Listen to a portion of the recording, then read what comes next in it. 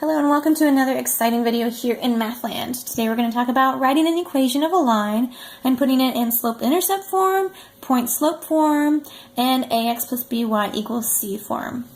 Okay, so I've got an equation here, or an example here. It says a line that passes through this point and this point. So we only have 2 points to go off of. And for 2 of these forms, I need some kind of slope here. So that's the first thing that I want to do to figure out the slope through these 2 lines. So let's go ahead and do that. And our slope equation, as you should know, y2 minus y1 over x2 minus x1. Okay, so let's plug in our points here. Our y2, I'm just going to label this as x1 and y1 because that's the first point that they give us. And then x2, y2. Okay, so I'm going to take my y2, negative 10, and I'm going to subtract my y1, which is 4. Oh, I'm sorry, this should be a negative 4. I wanted some negatives all in there. Okay, so I'm going to be subtracting a negative 4. Okay, all over x2 is a negative 5, and then I'm going to subtract 2. Okay, so let's continue working that out. So negative 10 plus 4 is going to be a negative 6. And then this guy down here is going to be a negative 7. So a negative divided by negative, that's a positive. So our slope, final slope, is going to be 6 over 7. Okay, so we're going to hold on to that because that goes in both our slope-intercept form and our point-slope form. And in some way it figures into this one, but this is the more obvious one there.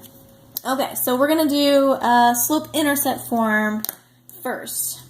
Okay, so I have my slope, check, and I need an intercept. I don't have my intercept. They haven't given me the intercept, so I'm going to need to figure out how to get that.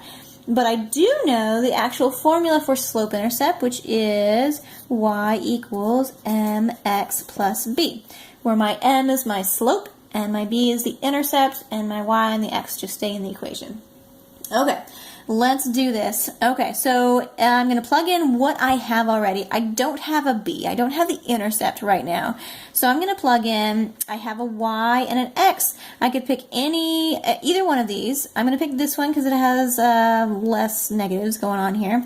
So I'm going to plug these values in for my x and y, and I'm going to plug this in for my slope, which is the m. So m is slope. Okay, so my y in that point is negative 4 equals my slope, which is 6/7. I know it's ugly, just go with it. Times my x, which is 2. I'm using this point again, plus b. Okay, so now let's go ahead and multiply this out and move everything over so that we solve for b. Negative 4 equals 12/7 plus b. Okay, now I need to subtract 12/7 from both sides, and I'll have a b left over. So minus 12/7 minus 12/7. Okay, I need to get my fractions to be the same, so if this was 7, this would change to a 28. So negative 28 over 7 minus 12 over 7, that's negative 40 over 7 equals b. Okay, so now I have my b. I can then go back into my slope-intercept equation, leave the x and y as x and y, and plug in my slope and my intercept. Okay, so I'm going to take this guy, my slope, and my b, and plug it back in. So y equals my slope 6/7 x minus 40 over 7. Okay, so that is slope-intercept form. Okay, that one's done. Check. Okay, next, let's put this into point-slope form. Okay, let's see what we got here. Let's go with this one here. Okay, I've got a slope. I need a point. So my point-slope form, let's write that equation down first so we know what we're doing. That is y, is point-slope is y minus y1 equals m times x minus x1. And that's it. Okay, so I have an x and a y, and look, I've even labeled them x1, y1, so I can use those same points right there in that formula. So I'm going to leave my y's y's and my x's x's, and for the x1 and y1, I'm going to substitute in the point that I have here and plug in my slope. So I have y minus, what's my y1, 2, equals my slope, 6/7 times my x minus, oh, is that right? No, I'm plugging the wrong number. Ah! Okay, minus -4, sorry about that. Okay, x minus 2. Okay, so the y1 goes in the y1 spot. Oops, so y plus 4 equals 6/7 x. I'm distributing now here and here. Minus 12/7. Okay, so that's it for point slope, for the equation in point slope formula, in point slope equation here. If I can speak. Okay. There we go. So that's point slope. This was slope-intercept right here. And the cool thing about this is that it would equal the same thing. So if we were to move the 12/7 over here and isolate the y, we would actually end up with this equation. So they are equal. We have done the right thing.